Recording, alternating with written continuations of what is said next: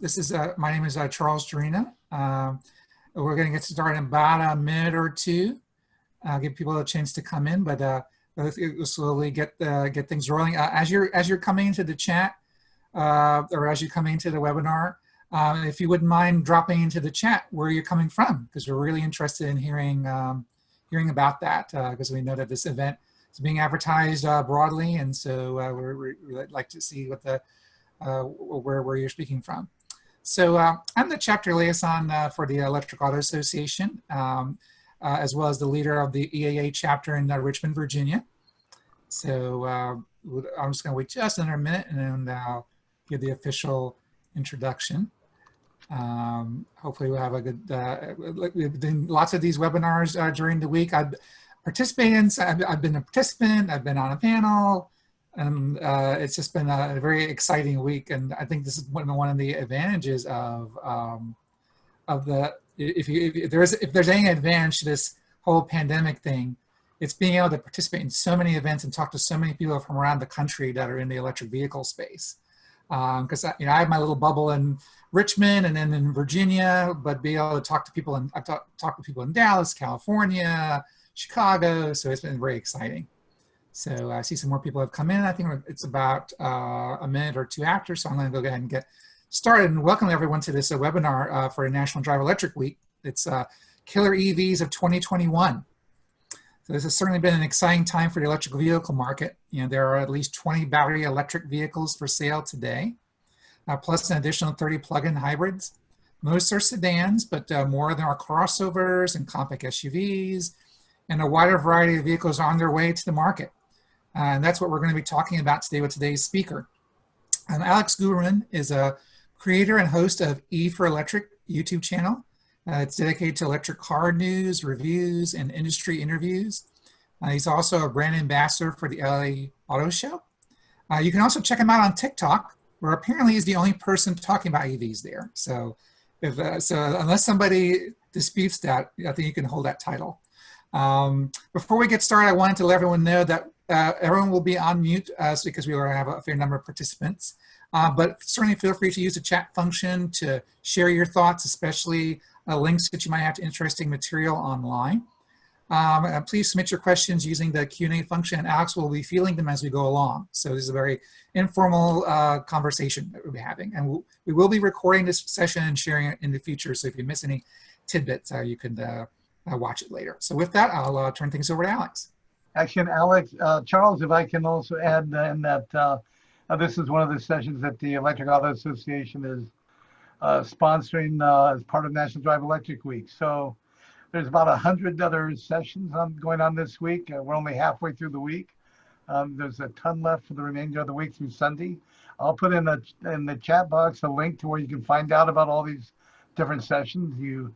Many of you that have signed in today may already know about them, but check out for what's happening for the remainder of the week. So carry on. All right.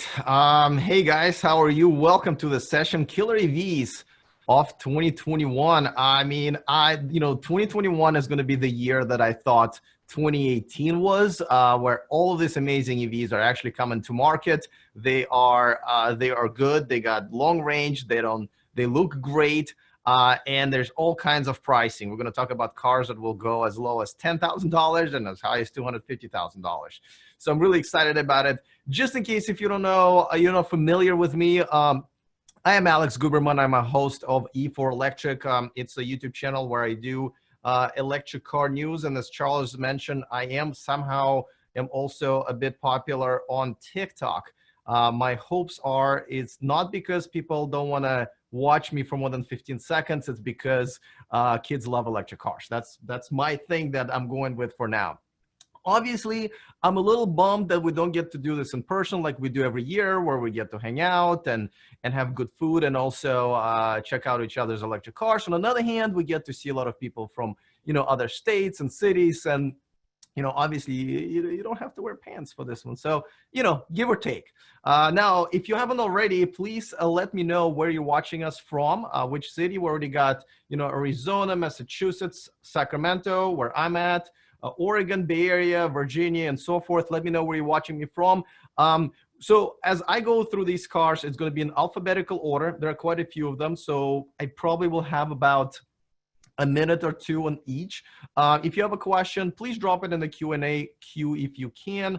But I'm going to try to scan both. We got DC, we got Patrick from Denver, Colorado. Welcome to all of you guys. Now, there are two things that I will, the two stats that I will be talking about when I'm talking about each car. One of them is going to be the range, and another one's going to be price. Everything else is really almost a moot point. For example, the charging, max charging rate, it's a moot point because I think you as consumers really care about how fast these cars charge from 0 to 80%, and we don't know that yet. Even with the rating, let's take it with a grain of salt, because a lot of these manufacturers are estimating more than they can actually pool with EPA. And then, as you know, EPA is about 20 or 30% actually more optimistic than what you're actually going to get out of your car, and even more optimistic if you're somewhere in a cold climate like Michigan, Canada, and so forth. And I know we have a few people watching from the cold climate. So take it with a grain of salt. It changes a lot of times right before they unveil or go in production.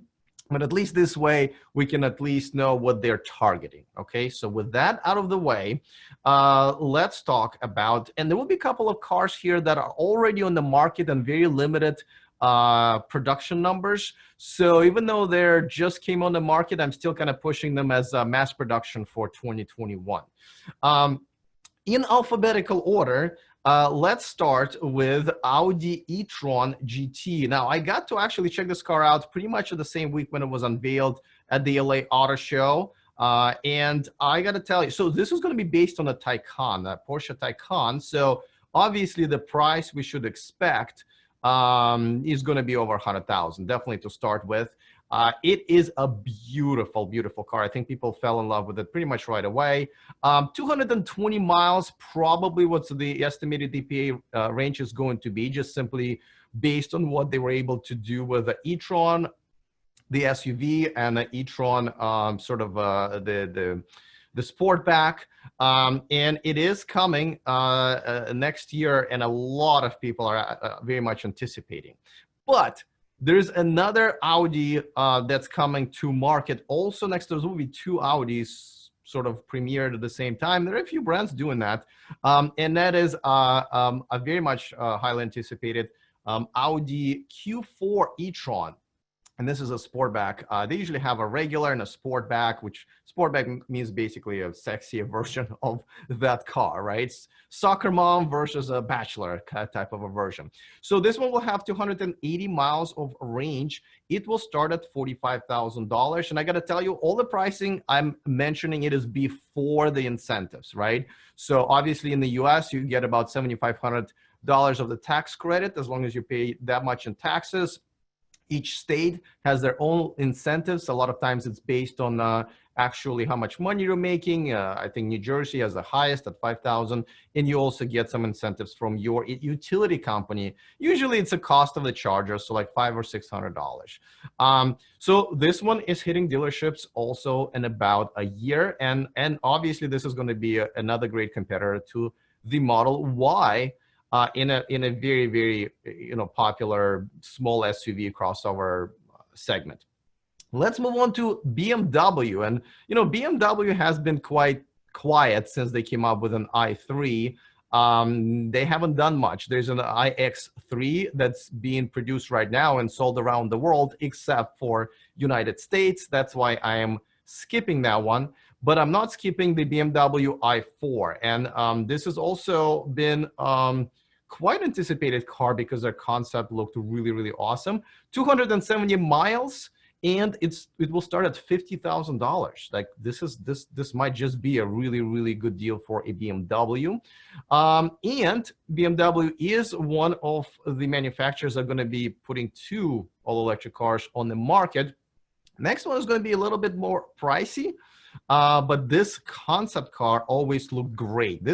So I checked this one in person out myself when they did like a world tour. And besides the monkey butt front, as I call it, it is a beautiful SUV. Now, This is actually a camouflaged version that they're testing right now. So we don't even know what it's going to look like, but they're promising 360 miles of range, and it will start at $80,000. So, all right, BMW, catch up. It's definitely going to be heating up. Gary in the chat room says the Audi sedan looks terrific inside and out. Yeah, I can confirm that because I mean I drove it for a while. Couldn't drive fast, as you can see. We had a police escort, and it was in Los Angeles, but it was fun to drive. All right, now let's go to this baby right here, and this they're going to be making two of them, B1 and B2. One is the SUV, and another one is a pickup truck, but essentially it's the same car. You know, it's just the back is modified.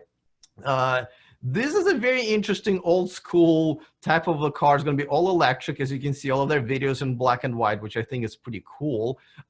They will start at actually, I think there's only one price for them, $125,000, 200-mile range. Obviously, this is for a very sort of a specific audience of people who have money, but still kind of like to have this kind of a 1960s type of a look in and out. A lot of it is their founder and the CEO, Robert Bollinger, who is just one of the nicest guys. If you ever seen him speak, if you haven't, then check out his unveiling of these cars. Like, he is just an amazing guy, and I think a lot of people will just attracted to him and his team. And that's why I think this car will sell, but obviously in limited numbers. All right, let's get to another car, which is probably, I would say, one of the most anticipated cars of the year, and I think it will be one of the best sellers at the end of the day. The first edition has been sold out a long time ago. I'm talking about the Ford Mustang Mach-E. This is where Ford decided to go all out. Kudos to them. They had a huge unveiling. I mean, actually, I've never been hosted as a media person for such a long time. I think it was like 6 days. It was part of the LA Auto Show, but they really, really wanted to make sure that we understand that they're really behind this. There will be so many different models and trims and so forth. The highest range they'll have will be 300 miles.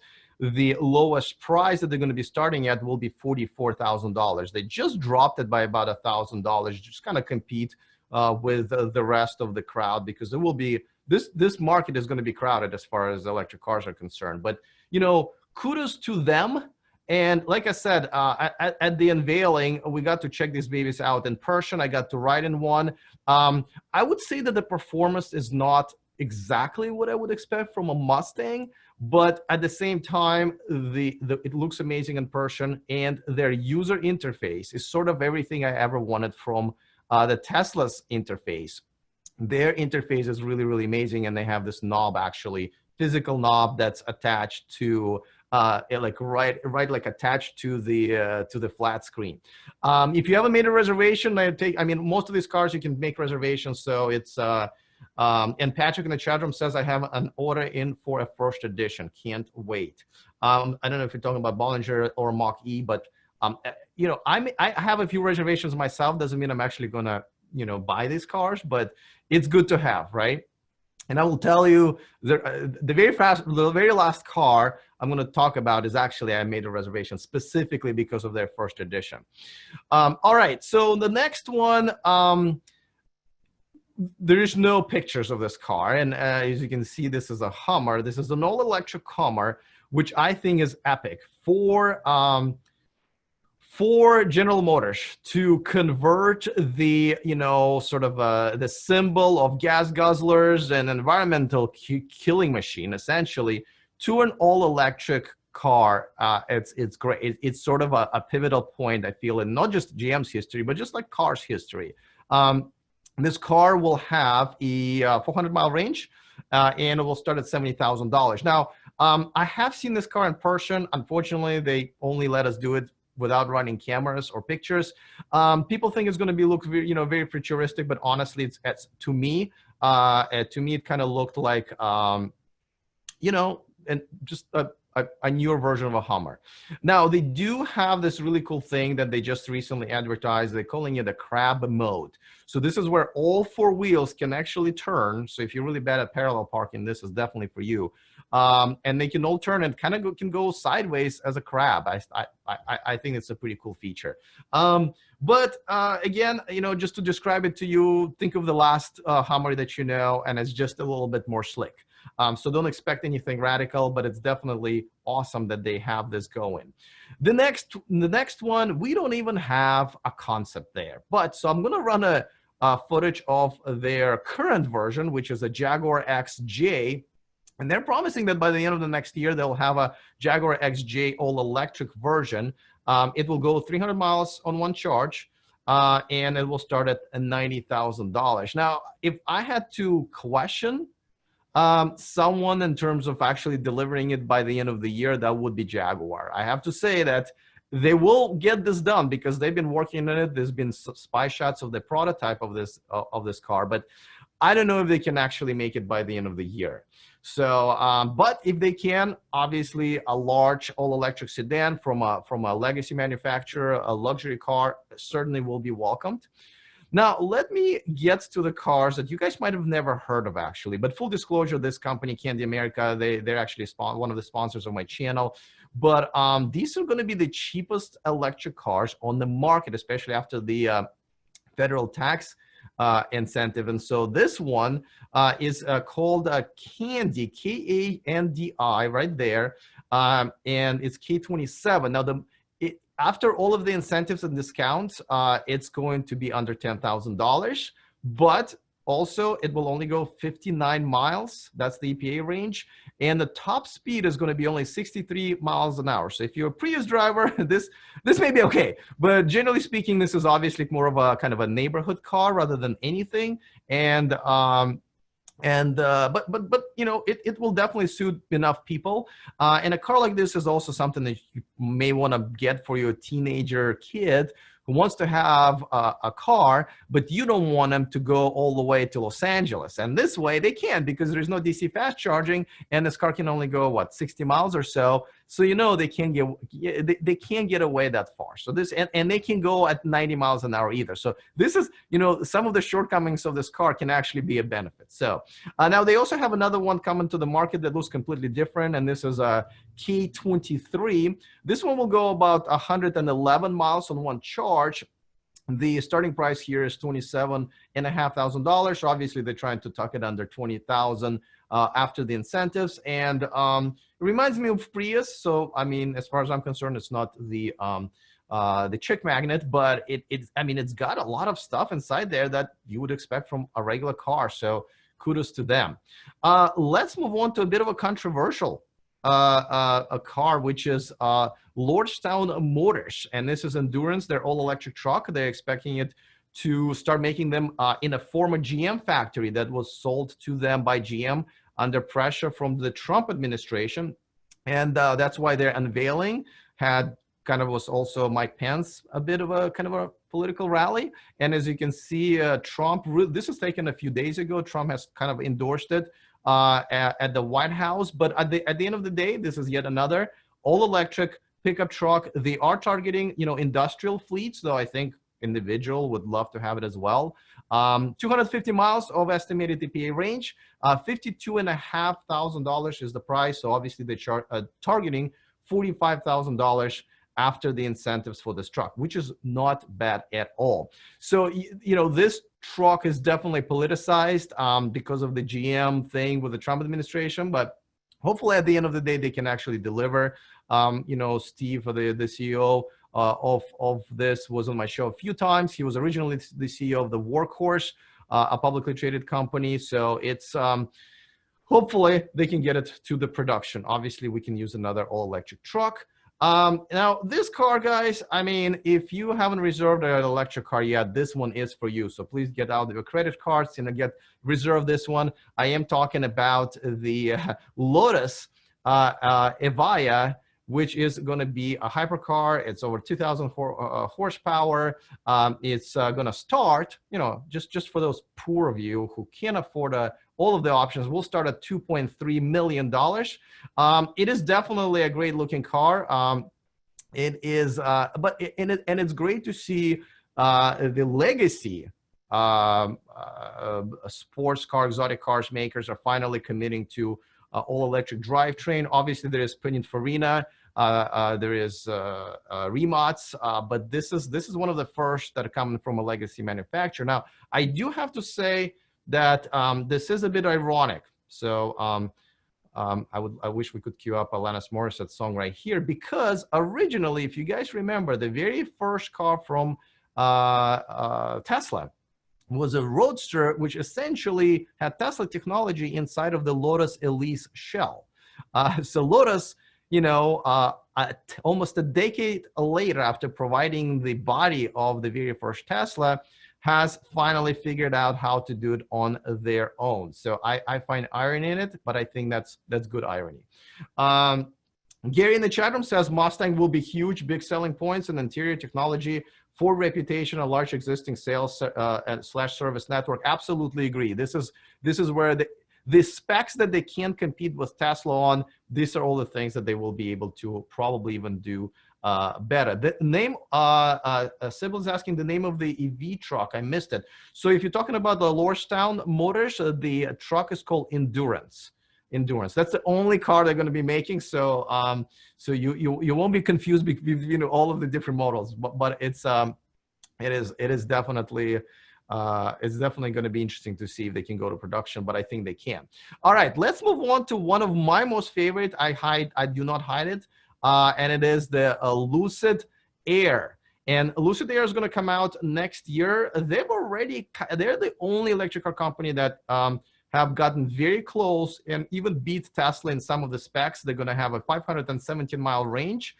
They will start at 140K. And by start, I mean this is the first version they're going to have. The cheapest version that they're going to come out with probably in 2022 is going to go down to 80,000. But they got, first of all, I believe this is one of the most luxurious electric cars, I've ever seen. And I've been actually looking at their prototypes for the last 3 years. They just set one of the records at the quarter mile at, was it 9.245? So that's kind of crazy. They have the lowest drag coefficient in the industry. I believe it's 0.21. And they're going to have, as long as they go to market, the highest charging rate at 350 kilowatts. But just like I said, it doesn't mean anything but their overall charge per minute rate looks like it's going to be a record breaking. Now, how all of a sudden this company was able to kind of, get to Tesla so close when you never heard of this company? Well, the caveat here is that their CEO is the original chief engineer of the Tesla Model S. Even though Elon kind of denies it or downplays it, essentially this guy was credited for turning the Model S prototype around and bringing it to market. So it's really no no surprise that he was able to kind of do it again in a different way, and Lucid kind of put themselves on the map, and I can't wait to see the car. They've already announced their second car, which is going to be an SUV. Obviously, that will be lower in price. So hopefully they'll start getting into the market where, most of us can at least try to afford it, because at $160,000, $170,000, it's definitely going to be one of the best electric cars on the market, but you do have to dish out some money. No, not as much as for the Lotus, though. So from one of the best electric cars that we can expect to see on the market to I think I'm just going to go and say it. This is literally one of the worst, especially for the price. And I'm talking about the Mazda Mx 30. Now, it will start at $35,000, which is essentially what, off-menu Tesla Model 3 starts at, and so many other cars after they will start at that price or maybe a little bit more. But the problem with this car is it only goes 124 miles on one charge. And that's half of what most of the cars that are coming on the market are going to have. So this is a problem. And, I do understand the whole neighborhood car. Like I said, Candy is very much a neighborhood car, but it costs, 10 grand. In this case, for the same amount of money, you can have so many other choices. I just don't see how they're going to sell this car for MSRP. I don't. Unless you're a very, very, very loyal Mazda enthusiast, which again, I'm not really sure that many of those, this is going to be a tough sell if you ask me. Now, the next car was supposed to go on sale this year. They're already in Germany, and I'm talking about the Mercedes Advanced Eqc.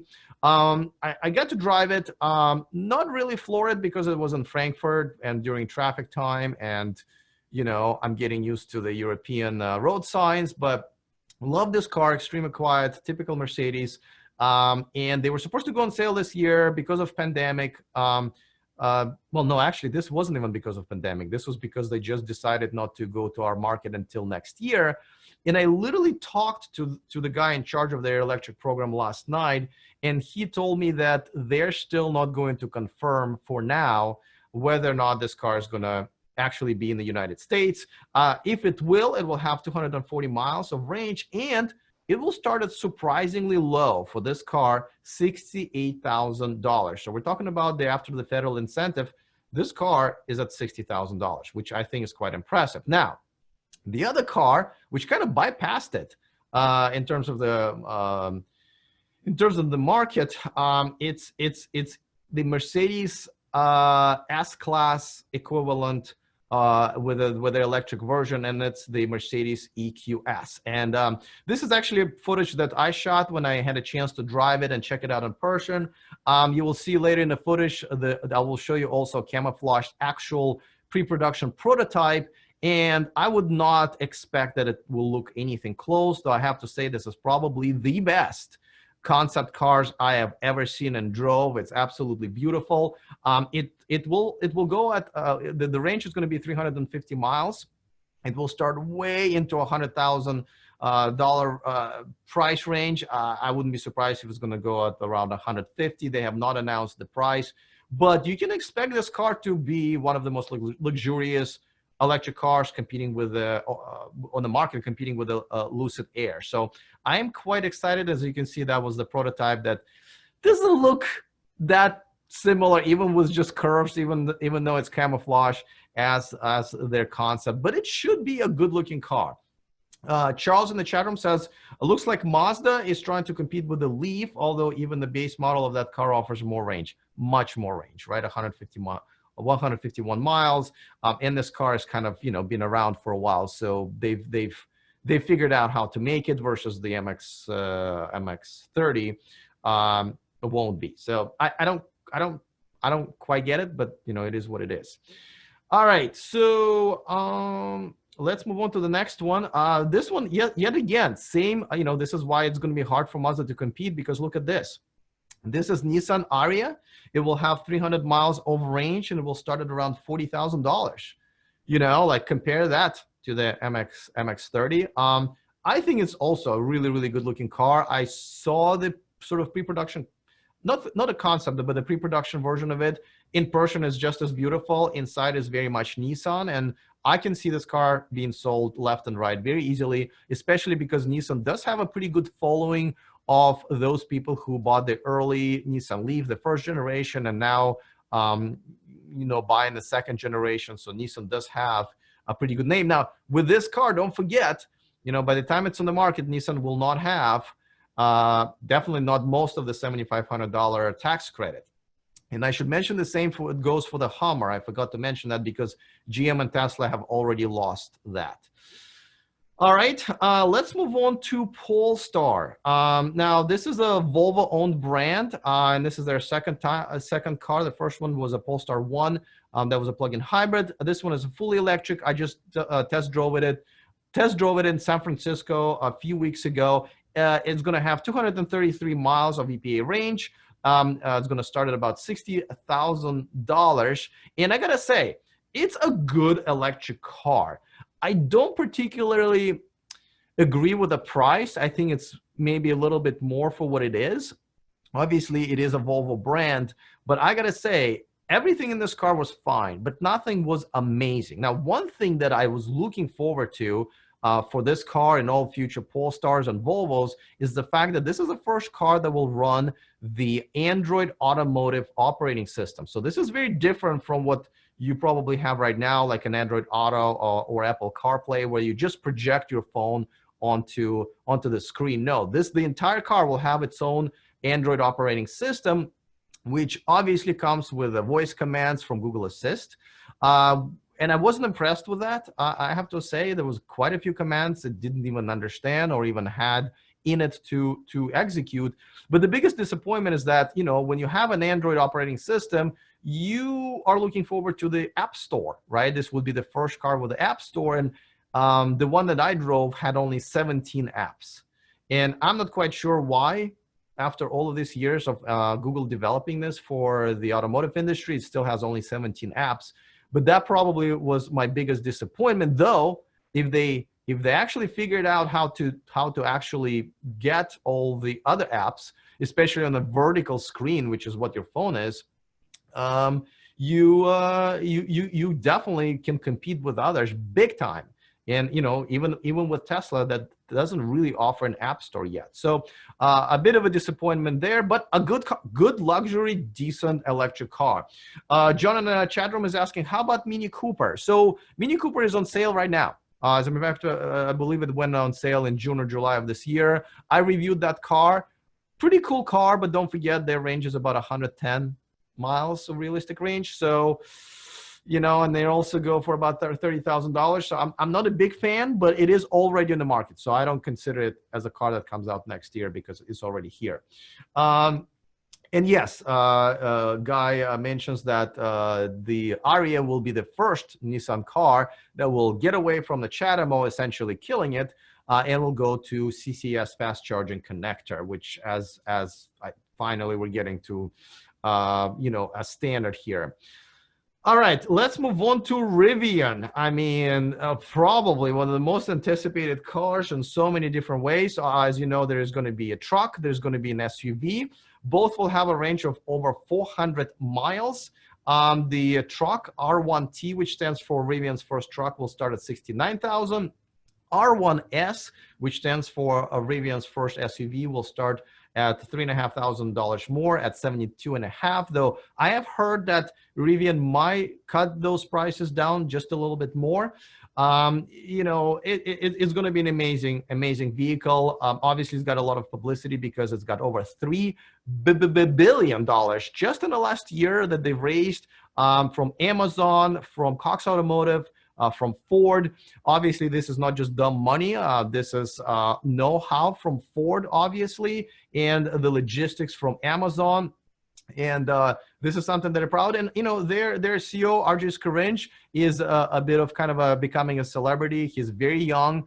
He's very charismatic, and you know, I think he navigated this whole thing. We're not Tesla, but we are also awesome thing very, very well. So I think he's part of the big appeal of this truck. Now, one of my most favorite features of this truck is what's called a tank turn, and this is available only on these cars that have 4 motors, right? 1 per each wheel. So you spin the left wheels one direction, right wheels another direction, and you can dance. You can dance, and I think this is really, really cool. I know this truck will probably create sort of its own community, and I can't wait what they're going to do with the rest. The back is going to be configurable. You'll be able to configure it into like almost anything as far as the back is concerned. They even have a portable kitchen that goes into that little tunnel that goes through the entire car. I mean, this car has a lot of amazing features. So I know this is probably top 3, top 4 most anticipated cars of the next year. All right, so I'm going to mention. We're now moving into Tesla territory. I'm going to mention the Tesla Model S Plaid mode, even though technically it will look the same as the Model S, but it's supposed to have the new battery tech that Tesla just unveiled at the Battery Day. It's supposed to have all this amazing specs that pretty much the only car that will beat Lucid specs. You know, none of them, we don't have much of the video of any of that except for the Laguna Seca run, and it will run you $140,000, which is actually not that much for this car, I would say. I don't know what it's going to do to the Roadster. They might have to kind of add some features there, and it will have over 520-mile range. I'm sure that number was just enough to beat a Lucid, which, you know, I love the competition. This, you know, you might, like, a lot of people who love Tesla really don't like Lucid because they feel like they're getting a little too close. But to me, if you love Tesla, you should definitely love Lucid, because Lucid is pushing Tesla to make better cars faster, right? capitalism. So, all right, now probably the most anticipated, but not necessarily the most sold. I think this car will be outsold. Obviously, a car of the year is a Tesla Cybertruck. They've just announced that they're going to start, not just announced, a couple of months ago, with a tri-motor, which will start at I believe $70,000, and it will come down to the single motor version to $40,000, but I don't anticipate it until 2022. It will have over 500-mile range and will be produced at the Austin factory that Tesla is building. I was lucky enough actually to meet this guy in person and ride inside and check out the Cyber Quad. And you know, it is definitely not for everyone. This is definitely an acquired taste, but I think there will be plenty of people who are going to love this car, whether admiring it from the road or owning it. It is quite big, I have to say. Standing next to it made me feel, I'm already a short guy, but really made me feel tiny, but the problem with that is not how tall I look compared to it, but it's whether or not it's going to fit into your garage or how easy it's going to fit in the parking spots. Now, Elon said that they will be making this, you know, a little bit of a smaller version for Europe, but for the United States, they're going to keep it as is. Let's see, there's a comment. Tesla truck doesn't look like a truck. Where's the open cargo space as so there is a cargo space in the back. I mean, it just has it has a cover on it, but you can unzip it really, and there will be a bed. So it's just a very weird shape. Don't get me wrong, it's very polar. I remember being at the unveiling, and I was in the press area, but we could see the entire crowd, and you can see that people were like we all thought it was a joke. We thought that Elon's just, you know, screwing with us, and this truck is going to come apart, and a real Cybertruck is going to come out of it. But no. But you gotta say, like, you know, this is much like with Gucci, right? Like sometimes they make a shirt and you go like, who's gonna wear that? And then people go like, yeah, but that's Gucci, so it's gotta be fashion. So we love it. So I think that's what happened. They have over what 700,000 reservations. They won't have a problem selling it. I put a reservation on it right away, even though I'm not probably gonna get it, but who knows, right? It's $100. So, all right, so let's move on to a couple of more because we're coming down to V's. And this one is from Volvo. This is not a Polestar, this is an actual Volvo. This is XC400 Recharge. Will have over 200 miles of range. It will start at $55,500. I just had a conversation with their PR team, and I kind of really pressed them on whether or not I'm going to be as disappointed with the Android operating system integration. It sounds like I will be, but I hope then they're getting enough feedback to, you know, have Google actually get their stuff together and start, you know, porting apps and just making it a real operating system for a car. Obviously, a lot of people who love Volvo love the environment. This is kind of a perfect car for Volvo brand fans, for families and so forth. I think it will do well. I do think that there will be a lot of competition, as you probably saw, where this might just be a bit of a tough sell as well. Let's see. Okay, well, we're coming down to the last car. And this car, I was so impressed with it when I checked it out, 3 weeks ago, that I reserved their first edition. And I'm talking about the Volkswagen Id4. This car is your regular good-looking SUV. It will have 250 miles of range. It will start at about $40,000, but once they finish up and build their factory in Chattanooga, it will actually, the starting price will drop down to $35,000. Now, by the way, I should mention this for both Lucid and Id4, this car, is that it will come with 3 years of unlimited fast charging with Electrify America. That would push me to make a reservation for this car. Now, their first edition is already sold out. It has so many really cool accents, design accents, that I really thought that at least I should have a reservation in case if I want to actually move forward with it. Like I said, I spent some time with it, and I think we became friends. You know, I'm hoping maybe I'll get a discount, since I feel like I made also friend in the Volkswagen family, though I have a feeling he kind of abandoned me for much cooler friends. So we both have accents though, so I don't know. Maybe I'll get something out of it. But ID4 is definitely on the list of cars that I would like to buy next year. And I should mention that the first edition is $44,000. That's before the tax incentives and all of that other state and local incentives. So essentially, this car is going to be, you know, early 30s, low 30s. So guys, I mean, I didn't spend that much time on any of these cars, right? And I was easily able to talk to you for about half an hour at this point, a little bit more. And gee, you know, I have no doubt that Tesla will still dominate the market and still be the sort of the flagship brand of electric cars. But boy, finally, all these other, you know, manufacturers, whether they're brand new like Lucid and Rivian, or the legacy manufacturers like Mercedes and Volkswagen, they're all finally, you know, were dragged into this and to make these really good electric cars. There are obviously pros and cons to, you know, buying a Tesla versus buying a non-Tesla, buying a more expensive versus buying less expensive. And I think that's kind of very custom to everybody. Let's see. So some people already prioritizing their purchases. Audi sedan, Porsche Taycan. Well, Porsche Taycan is already on the market, so that's why it's not in my presentation, and neither is Model 3. To be honest with you, I think that Volkswagen Id4 and Mustang Mach-E will be the cars to beat as far as how popular they're going to be. I know Mustang Mach-E already has its own online community, and it's really awesome. And so is Rivian. I think that obviously helps. I mean, that's what kind of projected sort of Tesla into what they are now, the community, right?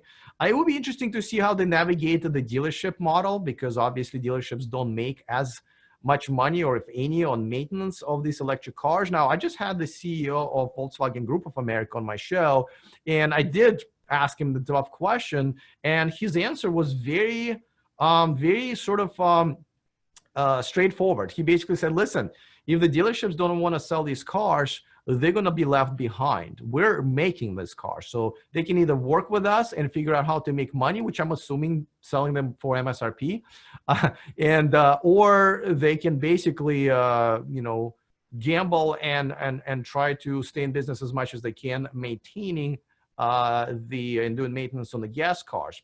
But at the same time, he acknowledged that they will be continuing selling gas cars for a while, and even when they stop, like here in California, it looks like 2035 is when it's going to be illegal to sell gas cars. Even after that, you know, those cars that are still on the road will require maintenance more than ever, right? Used cars obviously require more of that.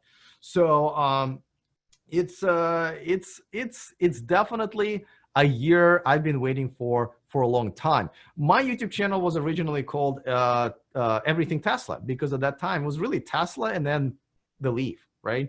And but I renamed it to E4 Electric a few years ago. Well, I shouldn't say a few years ago, it was what, 3 years ago, because I thought that, you know, very, very soon we're going to have all these amazing electric cars, as all of these brands are coming out as startups or gonna convert the legacy manufacturers. And, you know, I've been waiting for this for a while. I should also mention there are a few cars that are going to be made for Europe only that are amazing, and even more cars that are being made in China that are amazing cars that are either going to stay in China, and if they're going to expand, it's probably only going to be expanded to Europe at first. For example, Xpeng Motors, very Chinese company that they don't really never wanted to sell cars outside of China, though they are publicly traded company here. They just won IPO.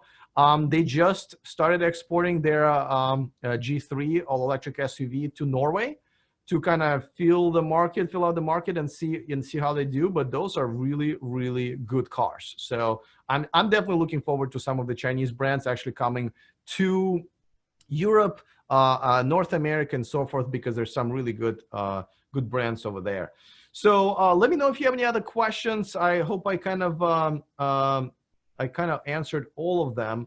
And let me know in the comments in the chat which one is your favorite. Doesn't mean you're going to buy it.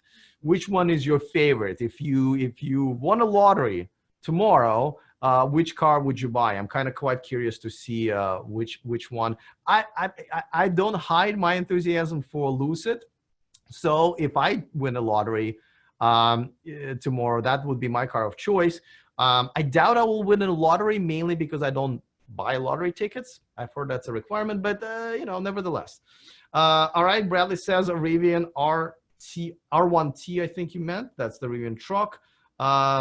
Yes, Lucid will have V2G. I have to say I'm not a big fan of that technology because I just don't see how it's going to be useful once we're converted to or are converting into solar panels and home battery storage systems. I think it will be short-lived technology, but it's good when you need to charge another car, right? One car can charge another car because of that. Or if you're, camping and you need to power up your, punk rock concert out and about in the middle of the woods, that would work. But I don't see Lucid being needed in either one of those cases. All right, Patrick agrees with me. Charles says Aria. A beautiful car. I mean, I don't think you can go wrong with Aria, especially because it's Nissan. So I cannot wait to see what people choose, how Tesla responds to this, because the competition will start, getting them, kind of squeezing them out of the market. And then I want to see what the reaction back to all of the other manufacturers will be.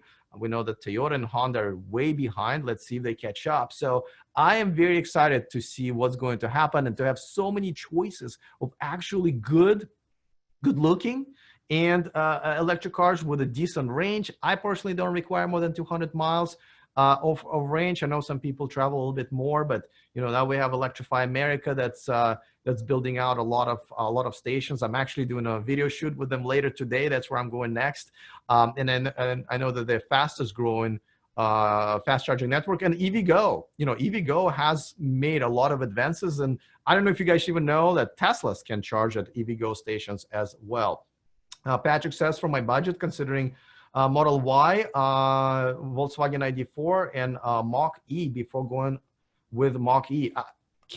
I think Mach-E is a great looking car. If you're not specifically looking for like amazing power, but you want a great user interface, you will not be disappointed. And I think at that price, you just can't lose there.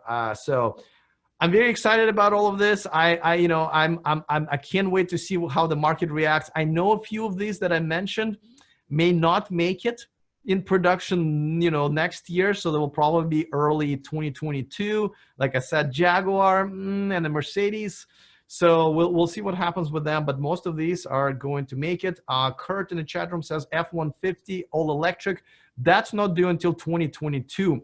I know you think that because they originally said they're planning the next year, but honestly, they're not ready. I just visited GM in March. They're not ready. I'm surprised that they're getting Hummer this early, and they also just unveiled the Lyric, which is a Cadillac's brand. I think they have their hands full with that. Their partnership with LG Chem is just starting, right? This is where they kind of have the same thing as Tesla has with Panasonic. So there's a lot to do there, okay? And now they have their hands full with Nikola. But anyway, listen, I'm excited. Thanks so much for hanging out with me. This is fun. Hopefully next year we can do it in person. But this way, at least I can show you guys all these amazing cars, and hopefully I will see you in one of them when we do meet. So thanks so much for hanging out with me. I will see you back on my channel, and don't forget to check out other sessions at Drive Electric Week. I'll see you guys next time, and remember to stay charged. Thanks, Alex. I appreciate it. And finish us right up on time. Obviously, there's a lot of things that are going to be happening in the space. And again, encourage you that we have more sessions that are coming up tomorrow and over the weekend. If you go to Drive Electric Week on the web.org, you can actually type in your zip code, and it'll tell you not only the national events, the list of national events, but also if there's any local events. There are some chapters of the Electric Auto Association who are doing in-person events or a combination of in-person and online events. So there may be something going on right around the corner from you or within a short drive. So I'd encourage you to check out and see what's available. And you see in the chat, Alex posted both his YouTube and his TikTok. So if you have a young person in your house and they're a TikTok fan, just sneak that link in there so they can start getting them interested in EVs too.